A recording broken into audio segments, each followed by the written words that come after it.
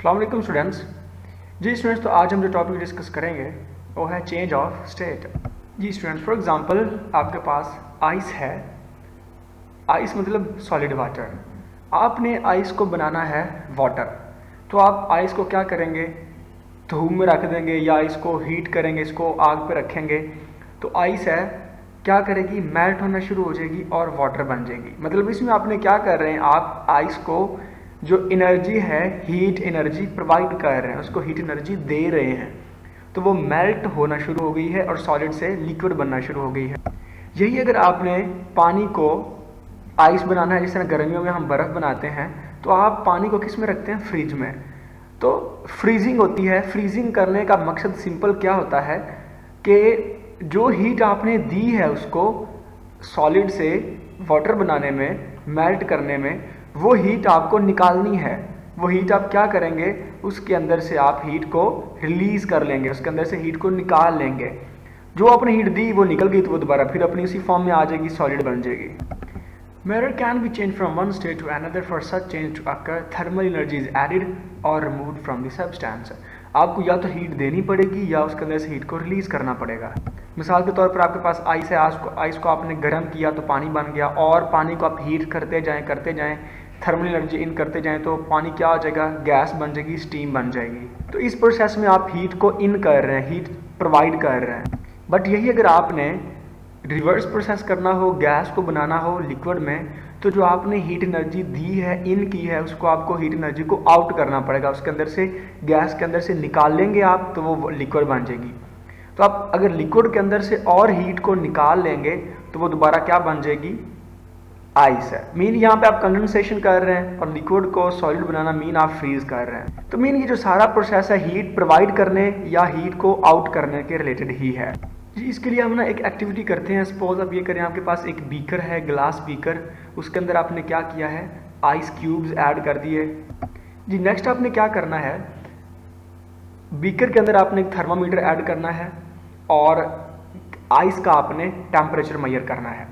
Temperature measure करने के बाद आप यूँ करेंगे कि एक स्टैंड लेंगे, स्टैंड के ऊपर आप रखेंगे इस आइस क्यूब ग्लास को थर्मामीटर के साथ ही, और नीचे आप एक जो है बर्नर रखेंगे जो आग जलाएगा और इस आइस को हीट प्रोवाइड करेगा। जी आपने बीकर लिया, उसके अंदर आइस रखी, उसके अंदर थर्मामीटर ऐड किया, thermometer temperature of ice measure करेगा। उसने कितना मेजर किया, टेम्परेचर -30 डिग्रीज है। फिर आप जो है बीकर के नीचे एक बर्नर रखेंगे जो कि आइस को क्या करेगा, मेल्ट करवाना शुरू कर देगा। जी स्टूडेंट्स, सबसे जो इम्पोर्टेंट बात है कि मेल्टिंग पॉइंट जो आइस का है वो कितना है, 0 डिग्री सेंटीग्रेड है। अब देखें, आप जब आइस का टेम्परेचर कितना है, -30 सेल्सियस है, आप हीट करना शुरू कर रहे हैं, तो क्या होगा, आइस का टेम्परेचर इंक्रीज होना शुरू हो जाएगा। मतलब -30, -20, -10, -1, इसमें हीट करने से सिर्फ टेम्परेचर इंक्रीज होगा। लेकिन अभी आपको पता है जो टेम्परेचर -1 पे है, अभी 0 पे नहीं पहुंचा, तो इसके दरमियान नो मेल्टिंग, आइस मेल्ट नहीं होगी। हीट सिर्फ ये करेगी, आइस का जो टेम्परेचर है उसको इंक्रीज करेगी। दोबारा फिर सुन लें, -30 से -1 डिग्री सेल्सियस तक क्या होगा, नो मेल्टिंग, मेल्टिंग नहीं हो रही, क्योंकि अभी 0 पे तो टेम्परेचर पहुंचा ही नहीं है। सिर्फ टेम्परेचर इंक्रीज करेगा, मेल्टिंग नहीं होगी। बट जो ही टेम्परेचर 0 डिग्री पे पहुंचा, अब क्या होगा, मेल्टिंग स्टार्ट हो जाएगी आइस की। जी स्टूडेंट्स, अब जब जो टेम्परेचर है आइस का 0 पे पहुंच जाएगा, अब क्या होगा, जो आप हीटिंग करेंगे, हीट करने से टेम्परेचर इंक्रीज होना रुक जाएगा। अब टेम्परेचर 0 पे ही रहेगा, टेम्परेचर इंक्रीज नहीं होगा। अब हीटिंग का ये फ़ायदा होगा कि जितनी भी आइस है चेंजेस टू वाटर, टेम्परेचर तब तक राइज नहीं होगा जब तक जितनी भी ये सारी की सारी आइस है किस में कन्वर्ट ना हो जाए, वाटर में। अब टेम्परेचर चेंज नहीं होगा, बट हीट सिर्फ आइस को वाटर में ही कन्वर्ट करती रहेगी। जी तो ये ग्राफ जो है, इससे हम प्रॉपर अंडरस्टैंडिंग हासिल कर सकते हैं। अगर हम ग्राफ ड्रॉ करें बिटवीन टेम्परेचर और टाइम, ये देखें, ये जो ए बी पार्ट है इसमें क्या हुआ है, टेम्परेचर सिर्फ -30 से 0 पे पहुंचा। देखें ये लाइन जो है ए बी -30 से कहाँ जा रही है, 0 पे, और इसमें स्टेट क्या रही है, आइस है। कोई मेल्टिंग नहीं हुई, सारी की सारी आइस ही रही है जी। अब देखिए अगला पोर्शन देखें, बी सी लाइन। अब देखिए यहाँ पे तो जो टेम्परेचर था वो -30 से 0 पे गया, टेम्परेचर बढ़ रहा है, लेकिन बी सी पार्ट में क्या हुआ, जब टेम्परेचर 0 पे आ गया, मैंने कहा जब टेम्परेचर 0 पे आ जाएगा तो हीटिंग का सिर्फ ये फ़ायदा होगा, हीट एनर्जी आइस को वाटर में कन्वर्ट करना शुरू कर दी। देखिए यहाँ पे आइस और वाटर का जो है उन्होंने लिखा हुआ है, तो मीन बी सी पोर्शन में सिंपल ये होगा कि टेम्परेचर 0 पे ही रहेगा until all ice is converted into water। और टेम्परेचर देखें यहाँ पे राइज नहीं हो रहा, टेम्परेचर स्टिल 0 पे ही है।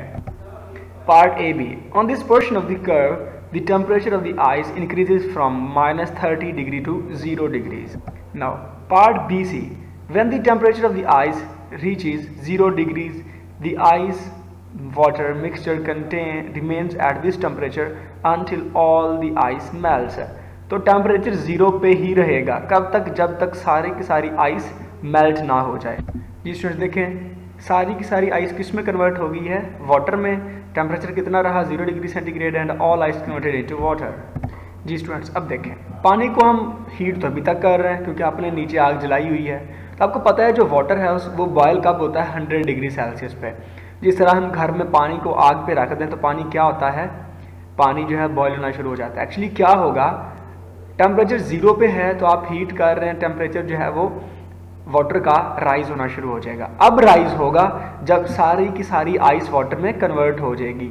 जब तक आइस कन्वर्ट नहीं होती वाटर में, जो टेम्परेचर है वो 0 ही रहेगा। तो 0 से 100 पे चला गया, जब 100 हो जाएगा टेम्परेचर राइज कर गया तो वाटर क्या होना शुरू हो जाएगा, बॉयल होना शुरू हो जाएगा, मतलब स्टीम में कन्वर्ट होना शुरू हो जाएगा जी। पहले हमने आइस को हीट करके वाटर में कन्वर्ट किया है, इसको मेल्टिंग की वो। अब जो फेज स्टार्ट हो गया वो लिक्विड से गैस का फेज स्टार्ट हो गया, वाटर बॉयल होगा और गैस में कन्वर्ट होना शुरू हो जाएगा। जिस तरह यहाँ पे देखें जो वाटर है वो किस में कन्वर्ट हो रहा है, स्टीम में जी। स्टूडेंट्स अब ग्राफ में देखें सी से लेके डी तक टेम्परेचर क्या हो रहा है, 0 से लेके कहाँ तक पहुँच गया है, 100 पे। तो वाटर किस में कन्वर्ट होना शुरू हो गया, स्टीम में, ठीक है। सी डी जो है ये टेम्परेचर इंक्रीज होगा 0 से 100 तक, और ये जो डी ई पोर्शन है इसमें क्या होगा, अब वाटर का जो टेम्परेचर है वो इंक्रीज नहीं होगा। ये नहीं होगा कि 101, 105 इस तरह नहीं होगा, सारा वाटर जो है वो स्टीम में कन्वर्ट हो जाएगा और वाटर का जो टेम्परेचर है वो 100 ही रहेगा जब तक सारा का सारा वाटर किस में कन्वर्ट ना हो जाए, स्टीम में। The part C D, the temperature increases from 0 degrees to 100 degrees, the amount of energy is added up in increasing the temperature of water. जो हीट एनर्जी पानी को मिली है वो सिर्फ टेम्परेचर इंक्रीज करने में यूज हुई है।